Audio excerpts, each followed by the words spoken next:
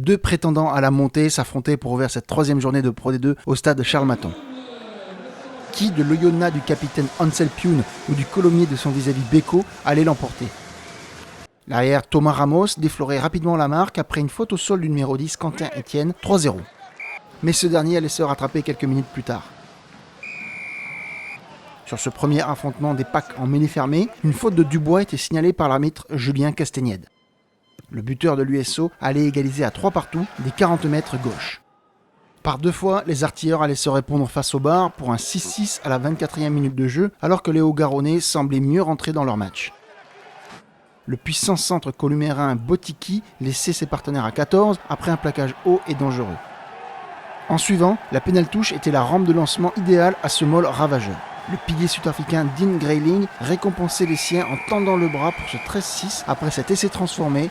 Alors qu'Ansel Pune était sorti suite à une blessure au pouce, la pause était donc signalée avec cet écart de 7 points en faveur des haubugistes qui se heurtaient tout de même à une défense efficace. Dès la reprise, Fa Savalou était sanctionné d'une faute au sol et permettait à Ramos de rapprocher les siens avec un 13-9 au panneau d'affichage. 13-9 puis 13-12 puisque Thomas Ramos récidivait quasiment du même endroit du terrain. Cette fois-ci, une nouvelle faute en mêlée des rouges et noirs tourmentés en conquête était signalée par l'arbitre. Le ping-pong des en avant, des accrochages et des fautes rythmait le deuxième acte avec une salve de 4 cartons jaunes distribués en 2 minutes par M. Castagnède.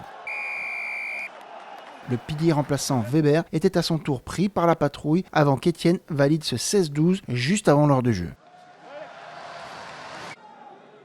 Malgré davantage d'initiatives balle en main et dans les relances, les Oyomens offraient à Ramos l'opportunité de 50 mètres de réduire le score à 16-15 après une balle gardée au sol.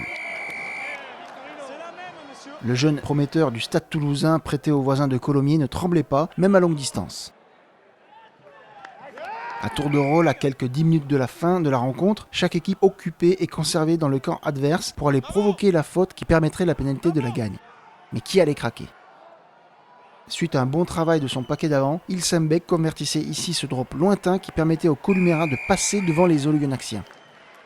Mais le suspense intenable était loin d'être terminé dans ce match plus haché dans son second acte. À 6 minutes du terme, Gondran avait remplacé Etienne en échec face au poteau. Le buteur Ronalpin convertissait en coin, ce qui ressemblait à la pénalité victorieuse. Ressemblait car dans la dernière minute de la rencontre, les hommes de Gouta et Filiatre faisaient un dernier effort en mêlée fermée. Le gaucher Reynaud y était sanctionné pour pousser en travers. Des 40 mètres droite, Ramos avait la balle de match. Son ballon fuyait les poteaux, puis tapait le montant gauche pour rentrer et permettre à Colomiers de repasser devant 21-19. Après un dernier travail de cache-ballon, Neveu libérait les siens. Bernard Gouta assistait médusé à la première victoire en déplacement d'une équipe cette saison en Pro D2. Les joueurs de Stéphane Glas devaient se contenter d'un bonus défensif pour l'une des premières sensations de la saison.